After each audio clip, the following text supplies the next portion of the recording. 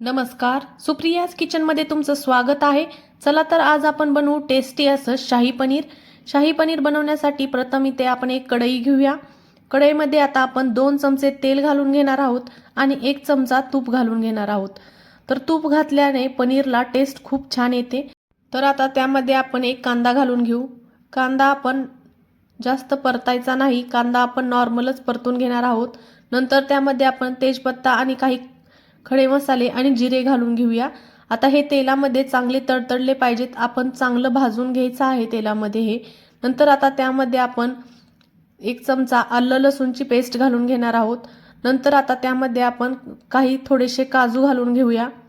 आता आपण मसाला तयार करून घेऊ। यामध्ये मी 2 चमचे दही घेतलं, नंतर 1 चमचा त्यामध्ये धने पावडर, अर्धा चमचा हळद, नंतर अर्धा चमचा गरम मसाला आणि 1 चमचा काश्मीरी लाल मिरची पावडर घालून घेतली आहे।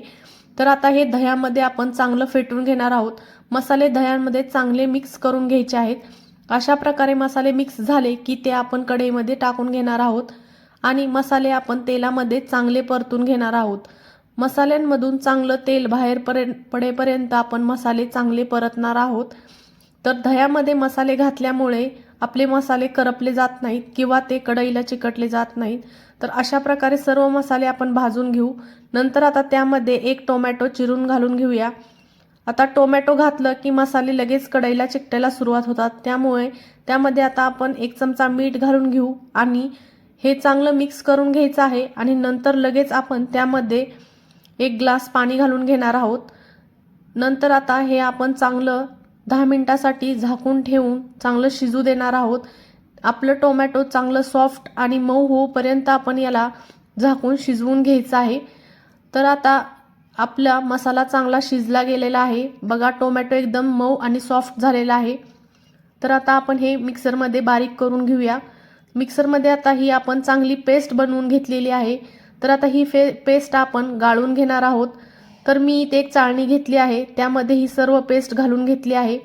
तर अशा प्रकारे आपण ती पेस्ट सगळी गाळून घेणार आहोत।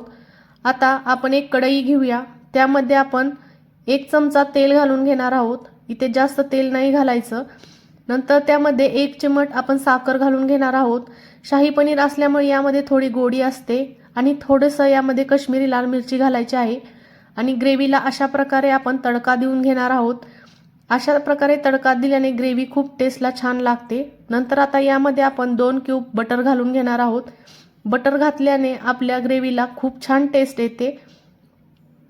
तर आता आपण ग्रेव्ही 2 मिनिटांसाठी झाकून ठेवूया आणि 2 मिनिटांनी बघा ग्रेव्ही मस्त अशी तयार झालेली आहे। तर आता आपण ही चांगली मिक्स करून घेऊन त्यामध्ये आता पनीर घालून घेणार आहोत। पनीर ग्रेव्हीमध्ये 2 मिनिटं शिजू द्यायचं आहे। पनीरला जास्त वेळ शिजायला लागत नाही। 2 मिनिटांनंतर आता आपण ग्रेव्हीमध्ये 1 वाटी क्रीम घालून घेणार आहोत। तर आता ही क्रीम आपण या ग्रेव्हीमध्ये चांगली मिक्स करून घेऊ आणि बघा आता आपलं शाही पनीर तयार झालेलं आहे।